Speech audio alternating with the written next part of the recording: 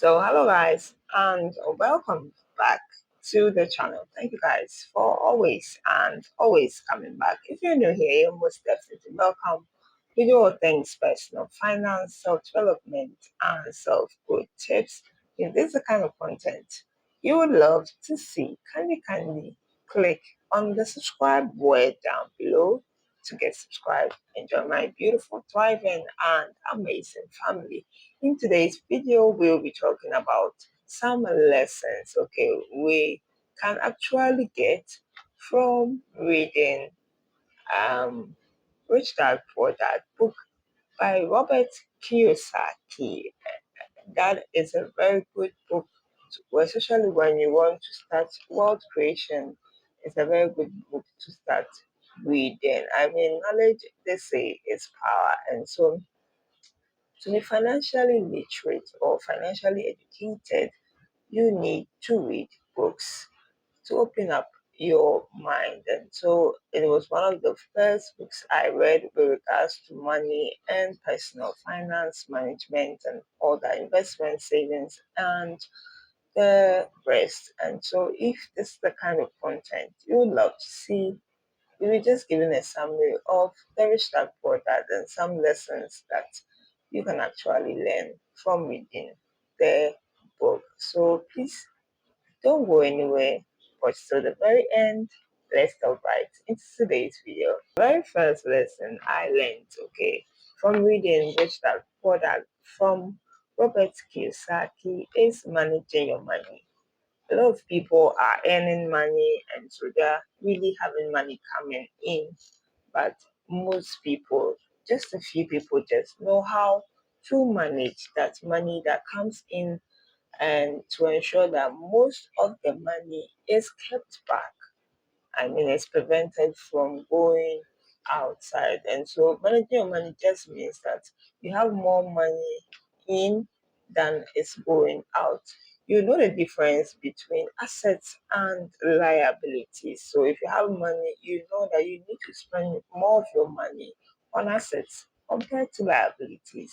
Assets are things that when you purchase, they bring money to you, a pocket, you keep the cash flowing in, whereas liabilities are things that would ensure that your money is leaving your pocket. So knowing the key difference between these two will go a long way to save you in terms of your finances.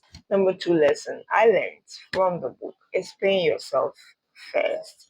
A lot of people earn money and they have more of the money going outside because they are using most of the money to pay bills. There are a lot of expenses they need to take care of.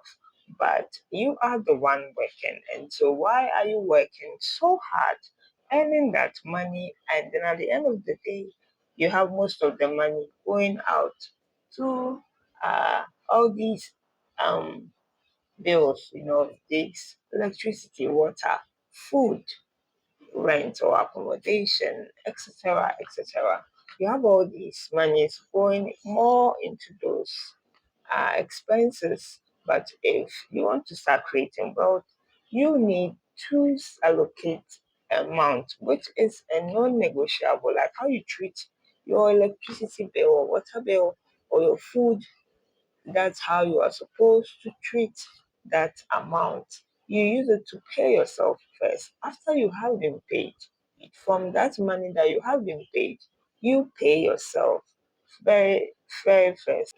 Because if you wait to take care of all the expenses and then say, whatever is left, I will use it to pay myself, you are never going to pay yourself. So do that first, then whatever is left, use it to take care of your bills. And what do we use that money for? The money we use to pay ourselves. It's not for treating ourselves or for entertainment.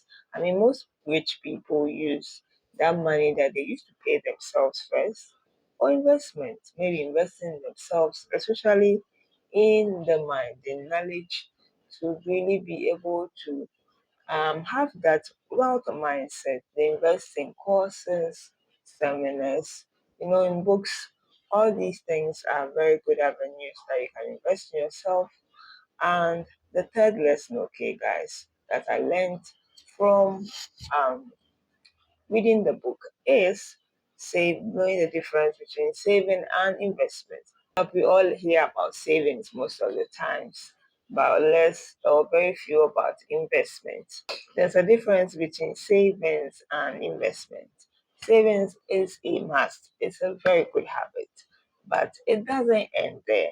I mean, savings should be for a very short term or period of time. After that, you use that money that you saved and put it into an investment. An investment is for the long term. And so savings is good, is considered a must. It's a habit that you need to master or just be disciplined enough to master when you're starting your work creation journey. By the end there, you need to put that savings into an investment because an investment would increase that money, would grow that money. And so savings, you cannot save your way to wealth. You need to put it into investments that will multiply the money to gaining interest, high interest or profits or dividends. These are ways of earning more money on the money that you already have. Investment will increase or grow your money. Savings will actually weaken the purchasing power of that money in a period of time to come. The fourth lesson you need to learn is about learning about taxes. It's very, very important that you really get financially educated or be financially literate, most especially about taxes, because taxes takes a chunk of most people's money. People are paying more in taxes than they are supposed to be paying. So having knowledge about taxes would go a long way to help you save most of your money back. My fifth lesson is relying solely on a single income stream or your 9 to 5 salary.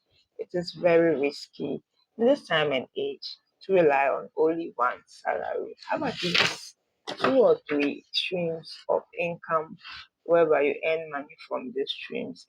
If you cannot be financially secure especially when you face emergencies or things keep coming up, you can be have that final you can have that peace of mind to actually take care of problems because you are financially secure. But if you rely on just one salary, it is not going to end well. The sixth lesson is you become smarter by taking risks. I mean, risks is part of growth. If you want to grow, you need to come out of your comfort zone and take some risks, most especially with investments. Some people are just comfortable with savings because it's safer, but investment is kind of a little bit risky compared to savings. And so some people would prefer to stay or they are comfortable with just saving their money instead of investing. But you really miss very, very good or very big opportunities if you just restrict yourself to just savings. Taking risks is very important for you to grow because sometimes without things being equal, the higher the risks, the more the returns that you get. And so just take a little bit of risk, come out of that savings mentality and put your money to work. I mean, and you have to work smarter compared to working harder. Number seven, guys, everyone needs to be financially educated or literate. It's very sad in our educational system, especially in Africa, whereby we are being taught a whole lot of things that do not really apply in reality. And so being financially educated should have been part of our curriculum, but it isn't. And so you need to be responsible for your own self and own life and take charge of your own finances and make certain decisions that are going to benefit you. But if you are not financially educated or literate, you cannot take certain decisions that will help you. Eighth lesson is that mindset is everything. I mean, for you to succeed in life, you need to have the right mindset, especially about money. We picked up a lot of things growing up about money, and so we need to have the right mindset in order to create wealth. if you're from a very poor background and you were always used to hearing that we cannot afford this, we cannot afford that. I mean, it's a very negative way of, thinking. Instead of thinking, we cannot afford this, you can have the right mindset and begin to think of how can we actually afford this thing instead of always saying that you cannot afford it. It goes a long way to change the way you think and to change your finances. Number nine lessons, okay, is that surround yourself with people who are smarter than you. It is said that if you are the smartest person in any room, you are in the wrong room because we always need to learn and improve and to surround yourself with people who know more than you, who can actually do better than you instead of feeling threatened, about people who are better. If you are smart, surround yourself with smarter people. It will go a long way to help you turn your life around. Lastly, guys, we need to control our emotions, know how we feel, because taking decisions, most especially about money, with emotions, if you're happy, you take certain financial decisions or make certain financial mistakes. If you're sad, you let emotions drive your decisions when it comes to money matters. It's going to go a long way to affect your finances because you might lose a lot of money if you are emotional about certain things when taking financial decisions. Guys, I hope you've learned a thing or two about some lessons that I personally learned from The Rich Dad Poor Dad book from Robert Kiyosaki. If you've read the book, what other lessons have you also learned? Kindly share with us in the comment section down below.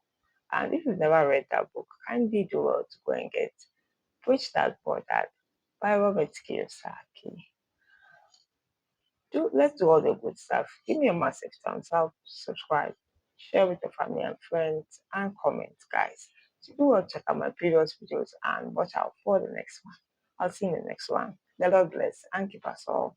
It's bye for now.